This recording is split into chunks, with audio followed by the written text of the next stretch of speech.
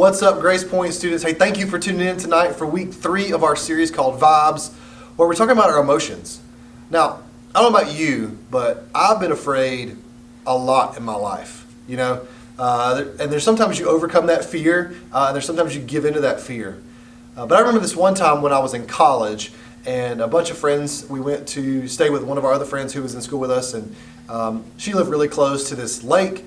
And so a bunch of us guys and girls who were all hanging out, we go to this lake, and her friend has a house kind of set back from the lake, and there's this giant kind of water hole that's there, right? And they had these really cool cliffs that you could jump off to into the hole, into the water hole. So we all decide we're going to do this thing, right? And you climb up, and you have to jump over, and there's like 3 different levels. One of them's not that high, one of them's kind of in the middle, one of them's kind of really high. And so I remember climbing up and getting to this top jump, right? And it's kind of set back, so you kind of have to get a running start in order to clear the land, because it's sloped like this. So you're jumping, and you got to clear the land to get into the hole. So you kind of got to get a running start. And at one point, next to like where the middle jump is, there's a tree. So you kind of have to get a little bit of a running start and jump and clear this tree in order to make it, And so I remember getting up there, and I'm thinking, all you gotta do is jump, right? No, I said this. It was more like this. It wasn't. It wasn't a super steep incline like that you had to clear, but it was enough to kind of freak you out if you didn't jump far enough out. So I remember getting up there, and I'm like, am I gonna do this? Because if I miss, I'm gonna break a leg at least, right? If not ribs and other things. So I remember getting up there, and I'm like, all right, I got this. I'd seen some people do it already. I'm like, I got it. So I took a step back, I went to jump, and when I went to jump, because I'm 6'4", right, and everybody else is not, that's with us, my foot clips the tree that's below me, right? And so I remember in that moment going, all right, this is it. This is how I die, being stupid, trying to jump into a water hole with a bunch of my friends watching me die.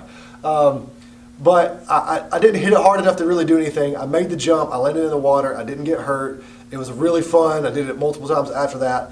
Was just very careful of that tree. But I remember in that moment thinking, this is how I die, right? It's that feeling of what if? What if something goes wrong? What if I don't make it all the way out into the water and I fall and I break my leg by landing on the bottom of this cliff? I'm going to be in so much pain, and also my parents are going to kill me, right? And so it was just this really quick what if moment, and I was super afraid.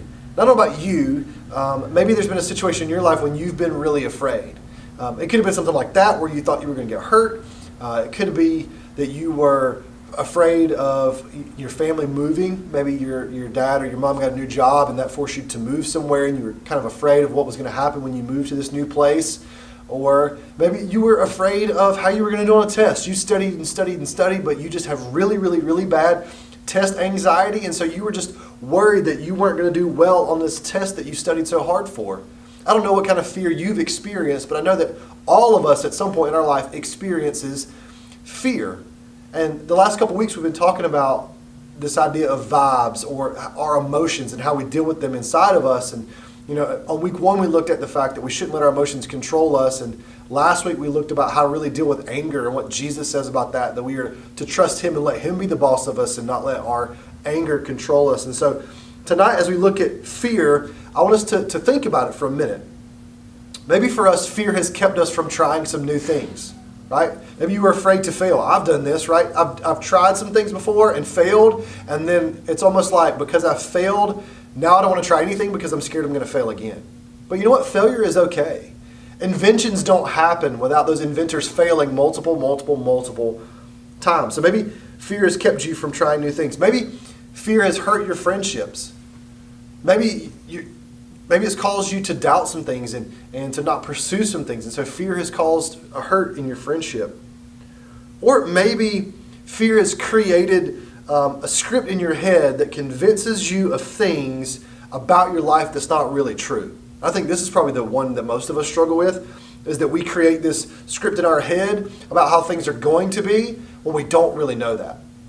We write our own narrative. Pastor Chris did a sermon on that one time. It was one of the best sermons I remember. Our sermon series that affected me the most because, man, we do that so much. We tend to write our own story without all the pieces in play, and we just let our imagination take over. And you see, the crazy thing about fear is that fear is one of those things that shows us that we're human, right? It's one of those things that all of us experience because we all have this sense of wanting to know the future. And the crazy thing about fear is, as humans, the reason why we fear is because we're able to piece together information and then think about the future, right? That's where that what if came from. Remember I told you, as soon as my foot hit that tree, what if? What if I land on my face? What if I break my leg? It's that what if. And you see, what ifs aren't bad. But there's two sides of that. There's two sides of compiling this information and thinking about the future. One side of that is fear, which we're going to talk about today. And the other side is hope, right? Which I would hope that most of us would rest in, right? It's the what's going to happen. I'm going to piece these things together and I'm going to look forward to what's going to happen in the future, which is what we do when we think about the return of Jesus, right? We're going to hope for those things that he promises. But in reality, I think a lot of us struggle with this fear. And we all know that the what ifs can make us feel a bit crazy. And you know, Jesus really did have a lot to say about fear. And in the book of Matthew, he actually writes to his disciples. And I want you to check out what he says. In Matthew chapter 10, he says, "Behold, I am sending you out as sheep in the midst of wolves." Well, that doesn't sound very nice, now does it? Right? I'm sending you out as sheep in the midst of wolves. Now, I don't know if you picked up on that the first time I said it, but a sheep is what we would consider prey for the animal of a wolf, right?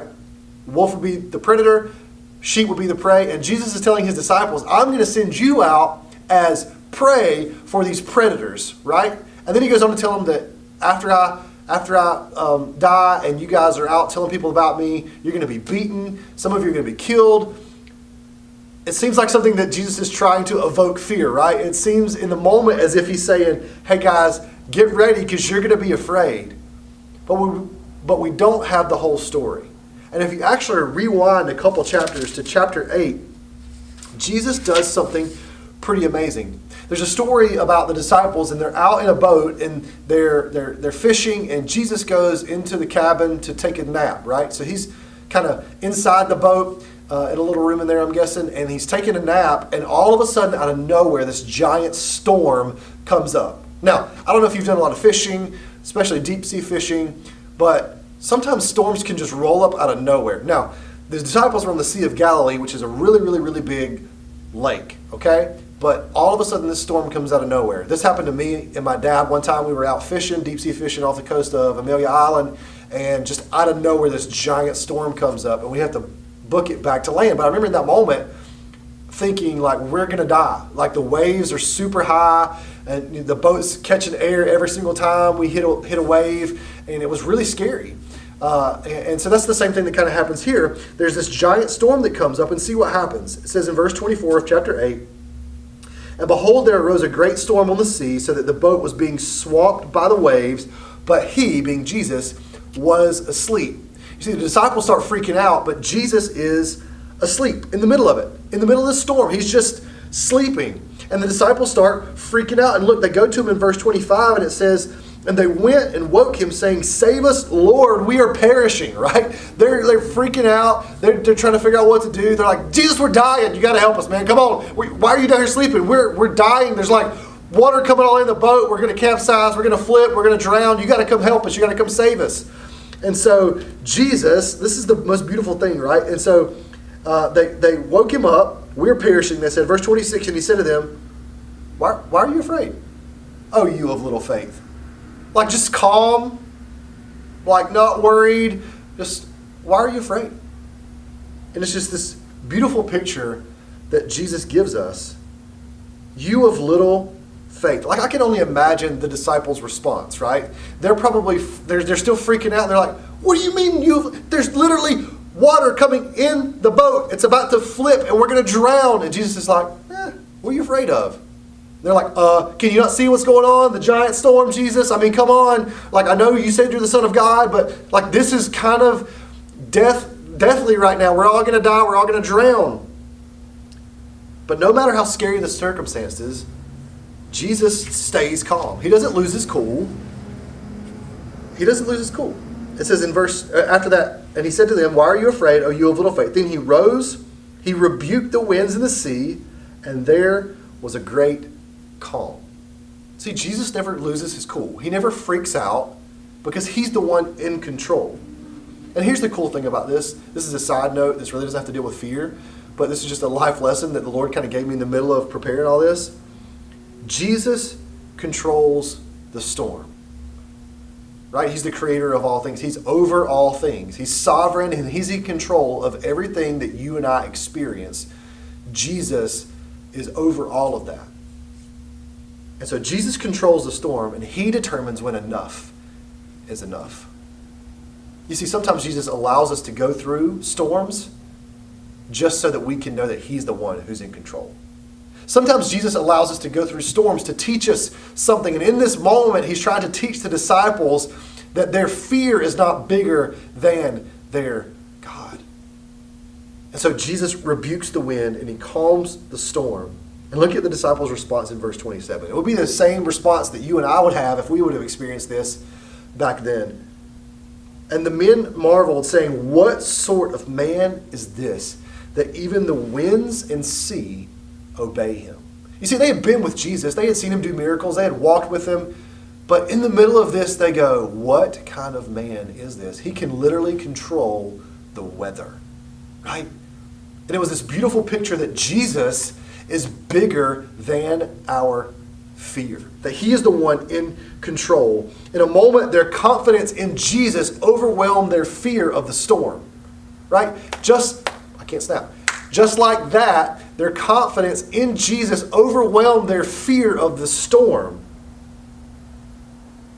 Jesus was showing that there's someone bigger out there. There's something bigger than the things that we fear. Now, fast forward to Matthew chapter 10, right? That conversation that he was having where he told them that he was going to send them out like sheep in the midst of wolves. In verse 28, it says that, and you do not fear those who kill the body, but cannot kill the soul. Right? Do not fear those who kill the body, but cannot kill the soul. Right? So in other words, he's saying your soul, your spirit, that thing inside of you that I communicate with, that I gave you, that separates the humans from any other thing in the world, that soul is what you need to be focused on, right? Because your body may perish, your body may get beaten, you may fall off and break a leg, but at the end of the day, your soul is what matters, not your body. And so Jesus addresses his disciples, and he wants them to understand that he is bigger than their fear, that their storm is not nearly as big as their God. Because God knows all about everything, and he is with you in the middle of the storm.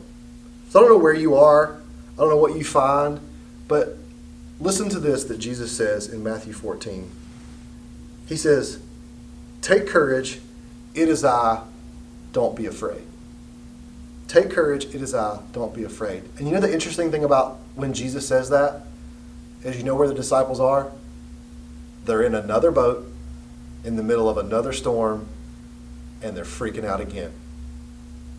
Because this time Jesus isn't with them. But Jesus comes walking up on the water, and he says to them, take courage, it is I, don't be afraid. They had saw miracles, they had seen him feed the 5,000, they had heard his teaching, but in the middle of all of that, their fear was still in control of them. And so for you and for me today, what I want us to understand is that our fear doesn't have to be in control of us. Because of Jesus, because of what he accomplished on the cross, not only did he defeat sin, but he defeated death, right? The one thing that most humans are the most afraid of. So if Jesus can conquer death, then he can conquer the smallest or the biggest of our fears. So because of the resurrection, the disciples and anyone who followed Jesus began to put their fear in its place, which is below the feet of Jesus. It has no control over your life anymore. You can trust Jesus. We don't have to live like fear is in control of us and telling us what to do, because in reality, Jesus is the one in control of us. And one of his disciples, Peter, Peter had his own share of fears. He was afraid, right? He stepped out to walk to Jesus on the water, on the boat, and then immediately realized what he was doing, began to be afraid, and began to sink. And Jesus had to catch him. Jesus said, Peter, you're going to deny me 3 times. You know what Peter said? Peter said, no, Jesus, I'll never deny you. And then what did Peter do? He denied Jesus 3 times. He was nowhere to be seen at the crucifixion. But when Jesus showed up that day, on the 3rd day, when he had risen from the dead, and Jesus showed up, Peter's life changed. Something clicked finally, and fear no longer was in control, but Jesus was in control. And that's why in 1 Peter chapter 5, verse 7, Peter's able to write this: cast all your anxiety on him because he cares for you. Anxiety is just another word for fear, right? So cast all your fears, cast all your anxieties on Jesus because he cares for you. So student, at the end of the day, no matter how gripping your fear may be, know this: Jesus is in control. And so because of Jesus, fear doesn't have to be the boss of us. So here's what I want you to do. I want you to think about what that fear is in your life. I want you to name whatever that fear is that you struggle with. I want you to put words around it. I want you to write it down. So name the fear, write it down, and then 3, I want you to throw that fear to Jesus. Right? I want you to throw that fear to Jesus and say, Jesus, here, this is yours. Take it. I don't need it anymore. You're the boss of me. And then I want you to share that with somebody. I want you to share it with, you can send us a message on Instagram. You can shoot a text message to me. You can shoot a text message to one of your friends. Just let somebody else know. You can even talk to your parents. Like, what is that fear that you struggle with? And let somebody else know that you've cast that on Jesus so they can continue to pray for you and encourage you and lift you up. We appreciate you guys joining us tonight. And remember, fear doesn't have to be the boss of you because Jesus is. You guys have a good night. We'll talk to you soon. See ya.